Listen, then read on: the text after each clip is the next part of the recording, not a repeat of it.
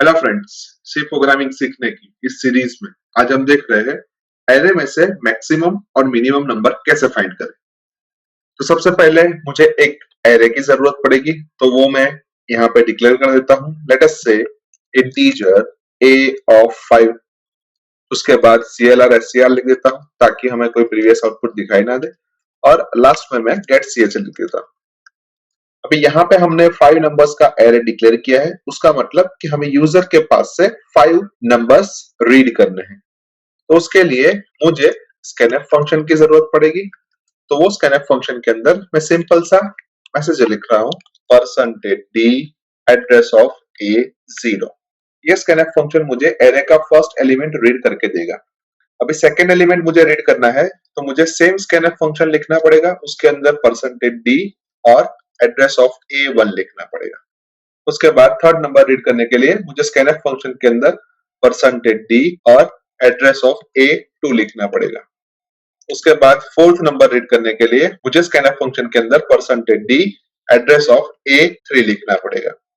और fifth number read करने के लिए मुझे स्कैनफ फंक्शन के अंदर %d एड्रेस ऑफ A4 लिखना पड़ेगा। अभी यहाँ पे हम ध्यान से देखें तो हमारा स्कैनफ स्टेटमेंट कॉमन है, %d कॉमन है, एड्रेस ऑफ A कॉमन है, सिर्फ नंबर की पोजीशन चेंज हो रही है, यानी कि 0 से लेके वो 4 तक हो रही है। तो उसके लिए हम सिंपल सा एक फॉर लूप ले लेते हैं, और उस फॉर लूप के अंदर हम 0 से स्टार्ट करके 4 तक जाएंगे, यानी कि i is equals to 0, i less than और इक्वल्स टू 4 और i प्लस प्लस। और फॉर लूप के अंदर हम स्कैनफ फंक्शन लिख देंगे, और उस स्कैनफ फंक्शन के अंदर हम सिंपल सा मैसेज देंगे, %d address of A of i। यानी कि अब ये लूप हमें सबसे पहली बार A ऑफ 0 की वैल्यू रीड करके देगा, सेकंड टाइम A ऑफ 1 की, थर्ड टाइम A ऑफ 2 की, फोर्थ टाइम A ऑफ 3 की, और फिफ्थ टाइम A ऑफ 4 की वैल्यू रीड करके देगा। अब इस स्कैनफ के ऊपर एक प्रिंटफ स्टेटमेंट लिख देते हैं, और उस प्रिंटफ स्टेटमेंट के अंदर हम मैसेज दे रहे हैं, एंटर A ऑफ %d, और %d की जो भी वैल्यू है वो हम i से रिप्लेस करेंगे। यानी कि ये प्रिंटफ स्टेटमेंट हमें सबसे पहली बार enter A of 0, second time A of 1, third time A of 2, fourth time A of 3 और फिफ्थ टाइम A ऑफ 4 ऐसा मैसेज देगा। अभी सपोज हम यहाँ पे ऐसा एज्यूम कर रहे हैं कि A ऑफ 0 की वैल्यू 23 है, A ऑफ 1 की वैल्यू 34 है, A ऑफ 2 की वैल्यू -2 है, A ऑफ 3 की वैल्यू 45 है, और A ऑफ 4 की वैल्यू 4 है। अभी यहाँ पे हमारा 5 नंबर्स में से हमें मिनिमम और मैक्सिमम नंबर फाइंड करना है। तो उसके लिए मैं ऐसा एज्यूम कर रहा हूं कि जो सबसे पहला हमारा नंबर है वो ही हमारा minimum as well as maximum number है। यानी कि मैं सिंपली ऐसा लिख देता हूं कि maximum is equals to minimum is equals to A of 0। और अब बाकी के सारे नंबर्स की वैल्यू मैक्सिमम और मिनिमम के साथ चेक कर रहा हूं।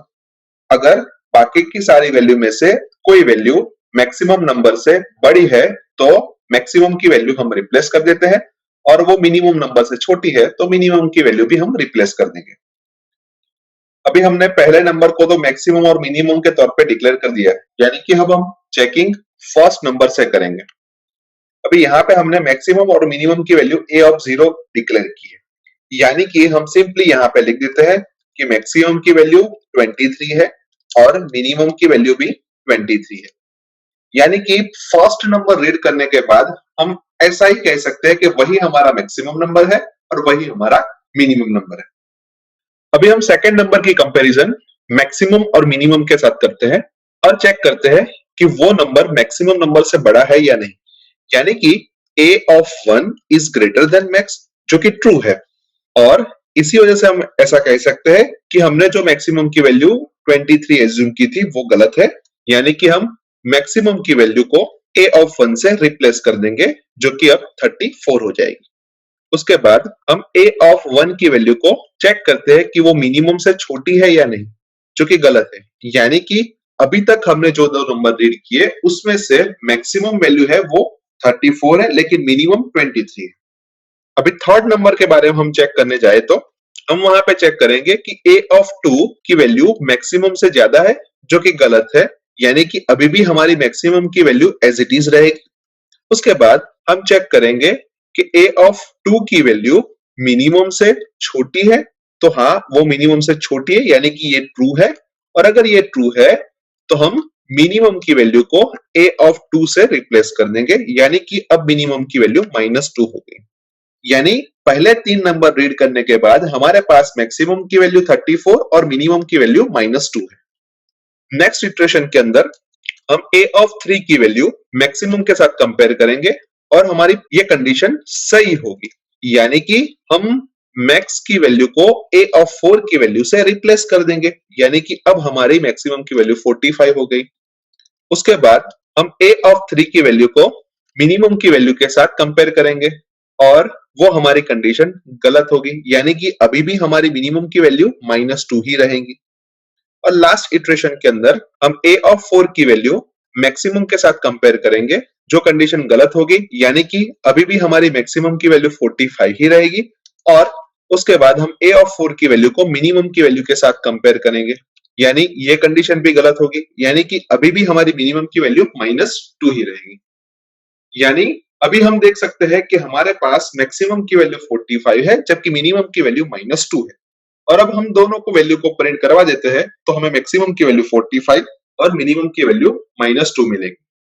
अभी यहाँ पे हम ध्यान से देखें तो हमने a ऑफ i की कंपैरिजन मैक्सिमम के साथ 4 बार की और a ऑफ i की कंपैरिजन मिनिमम के साथ भी 4 बार की, और हमारी कंपैरिजन की जो स्टार्टिंग वैल्यू है वो हमने 1 से की, यानी कि यहाँ पे हमें एक लूप की जरूरत पड़ेगी। तो वो लूप यहाँ पे मैं लिख देता हूं कि i is equals to 1, i less than और इक्वल्स टू 4 और i प्लस प्लस। और उसके अंदर हम सबसे पहली बार चेक करते हैं कि इफ a ऑफ i की जो भी वैल्यू है उसकी वैल्यू अगर मैक्सिमम से ज्यादा है तो हम मैक्सिमम की वैल्यू को a ऑफ i की वैल्यू से रिप्लेस कर देते हैं, यानी कि हम सिंपली लिखेंगे max is equals to a of i।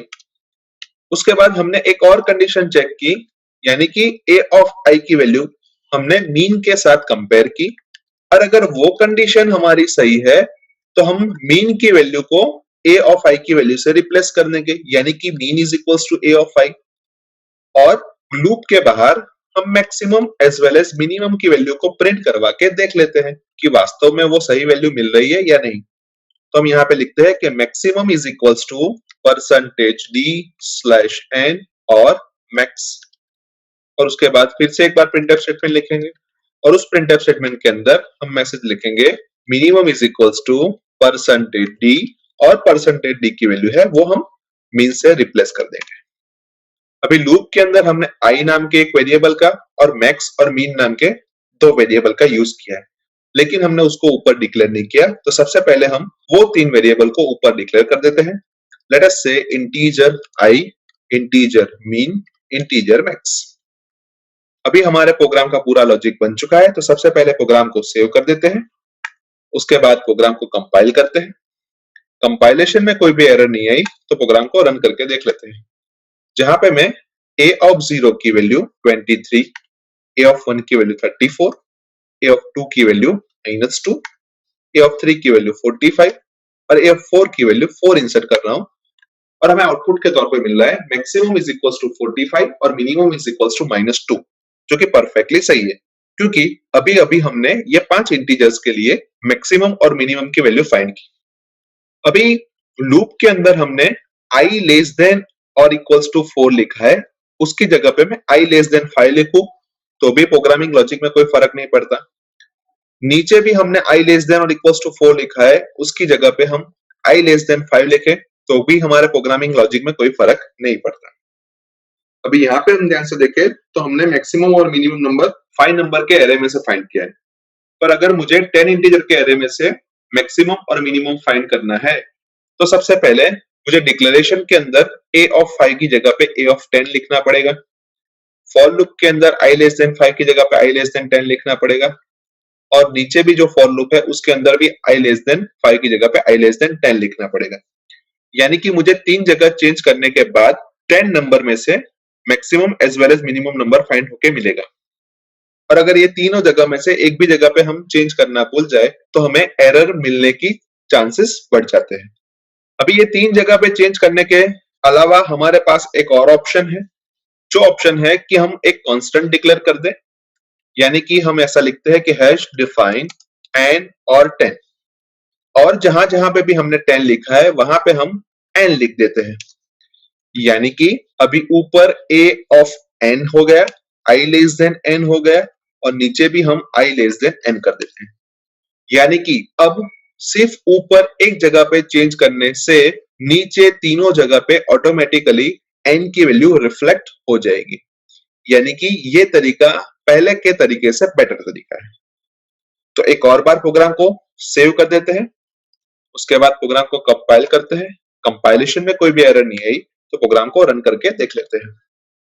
अभी a ऑफ 0 की वैल्यू हम 12, 1 की वैल्यू 34, 2 की वैल्यू 0, 3 की वैल्यू 23, 4 की वैल्यू -3, 5 की वैल्यू 9, 6 की वैल्यू 87, 7 की वैल्यू 56, 8 की वैल्यू 90 और 9 की वैल्यू 12 इंसर्ट कर रहे हैं, और हमें आउटपुट के तौर पे मिल रहा है maximum is equals to 90 and minimum is equals to -3, जो कि परफेक्टली सही वैल्यूज है। लेकिन ये 10 इंटीजर्स के लिए हमने हमारे कोड को मैन्युअली एग्जीक्यूट करके नहीं देखा, पर आप खुद उसको मैन्युअली एग्जीक्यूट करके हमें जो आंसर मिल रहा है उसको वेरीफाई कर सकते हो। यानी इस प्रोग्राम के थ्रू हम किसी भी साइज के एरे में से मैक्सिमम और मिनिमम नंबर इजीली फाइंड कर सकते हैं। सो आई होप कि आपको इस प्रोग्राम के अंदर अच्छी तरीके से समझ आ चुकी होगी। आज के वीडियो में बस इतना ही। नेक्स्ट वीडियो में फिर से मिलेंगे। Thank you very much.